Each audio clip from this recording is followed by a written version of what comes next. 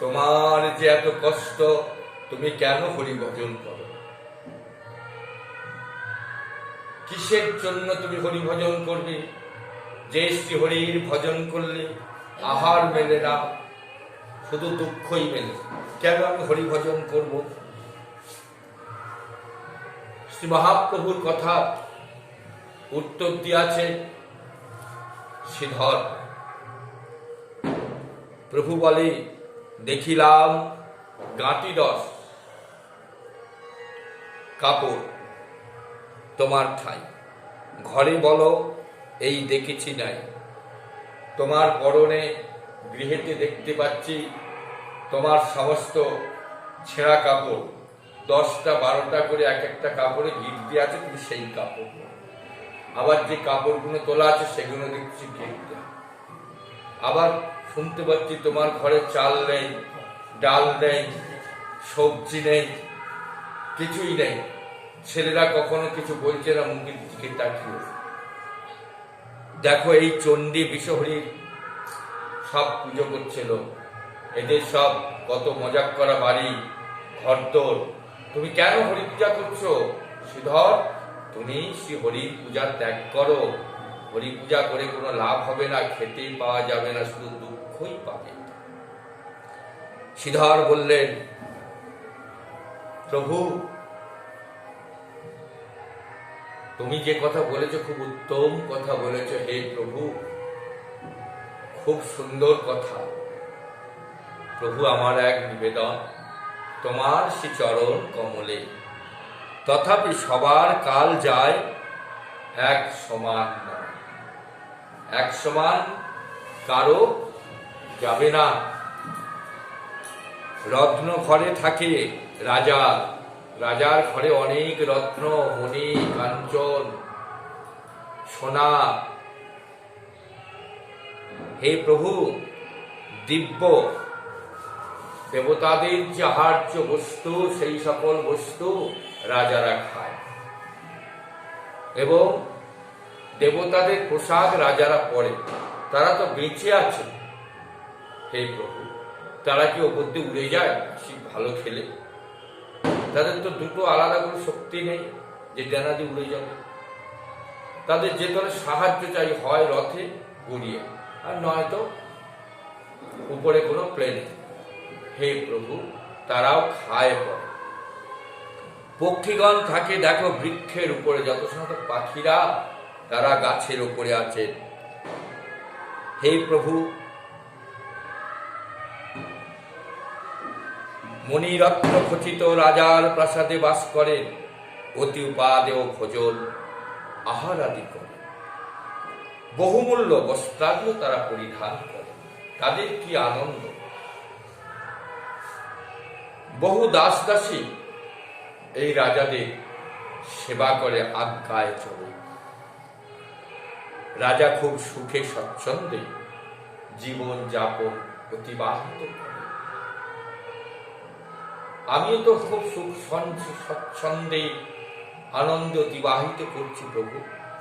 আবার পক্ষীর যে সমস্ত গাছের ওপর পক্ষীগণ আছে, তাদের তো কোনো দাস দাসী নেই,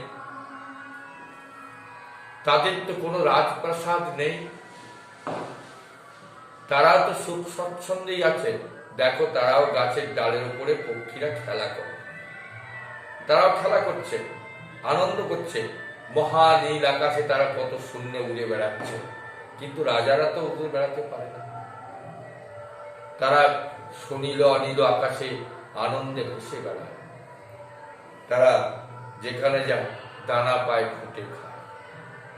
হে প্রভু, তথাপি বিচার করিলে দেখা যায়, রাজার যেভাবে কাল অতিবাহিত হয়, পাখিরাও সেইভাবে তাদেরও কাল অতিবাহিত হচ্ছে।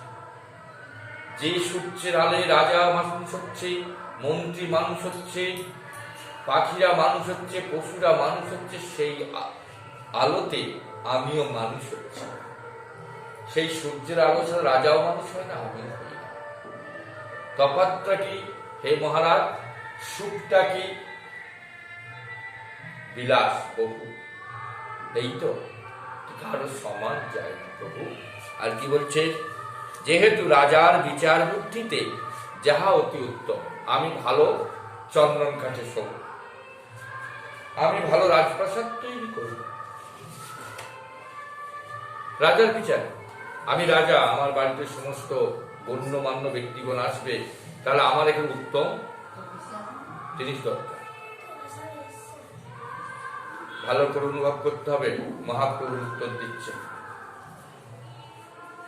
আমি যে সকল কাজ করতে পারবো রাজা সে সকল কাজ করতে পারবে না, সম্ভবপর না।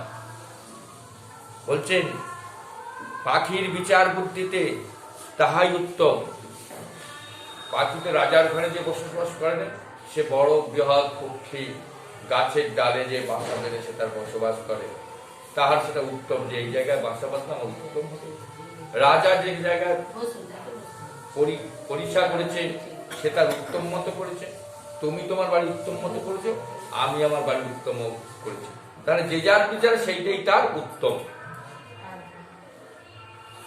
প্রভু তখন বলছেন, শ্রীধর তোমার উত্তর আমি দিতে পারছি না। আর কি বলছেন, রাজপ্রাসাদে এবং বহুমূল্য পালঙ্কের উপরে বহুমূল্য দুগ্ধ ফেন বিছানা থাকে, মণি মাণিক্য দিয়ে গঠিত আছে। আর কি বলছেন, সুতরাং উভয়ের সময় কর্তন সেই উভয়ের একই সমান দিন অতিবাহিত হচ্ছে। পাখিদেরও জ্বর হয়, রাজারও জ্বর হয়, আমারও জ্বর হয়, তোমারও জ্বর হয়, কেউ প্রকৃতির বাইরে নয়। কি সুন্দর শ্রীধর উত্তর দিচ্ছেন প্রভুকে। বলছেন সবার দিন কাটে একই ভাবেই চলিতে থাকি, সূর্য যেমন চলছেন সবাই সমানভাবে, তেমনি আমরাও চলছি সূর্যের সঙ্গে। রাজাও চলছেন, রাজা তো এগিয়ে যেতে পারছে না সূর্যের থেকে। বলছে সবাই নিজ কর্ম ভোগ করে, সবাই নিজ নিজ কর্মফল ভোগ করে। আর কি বলছেন, রাজা, মধ্যবিত্ত, দরিদ্র, পশু পক্ষী, কীট পতঙ্গ প্রভৃতি সকলেই ঈশ্বরের ইচ্ছায় নিজ নিজ কর্মফল মাত্র ভোগ করিয়া থাকে। রাজাও কর্মফল ভোগ করে থাকে, পক্ষীরাও ভোগ করে থাকে, দরিদ্র ভোগ করে থাকে, কীট পতঙ্গ ভোগ করে থাকে। কর্মফল যে যার নিজ নিজ কর্মফল ভোগ করে থাকে, কেউ দায়ী নয়। আমার জন্য ঈশ্বর দায়ী হবে কেন, আমার জন্য রাজা দায়ী হবে কেন, আমার কর্মফলের জন্য আমি নিজেই দায়ী, এর জন্য কেউ দায়ী নয়। আর কি বলছেন, বৃন্দাবন দাস ঠাকুর মহাশয় বললেন, স্ব প্রারব্ধ কর্মের ফলেই কেহ রাজা হয়, কেহ মন্ত্রী হয়, কেহ ব্যারিস্টার হয়, কেহ দরিদ্র হয়, কেহ নগণ্য দরিদ্র হয়, কেহ জঘন্য দরিদ্র হয়, কেহ এখানেতে মহাপ্রাসাদে ভোগ করে সাধনা করে সে ভগবত প্রাপ্তি হয়। কাহা সে কেউ আবার এই ভগবত প্রসাদ ইচ্ছাসুখ বিলাস ভোগ করে ৮০ লক্ষ জনভূমি পশু কীট পতঙ্গে চলে যায়।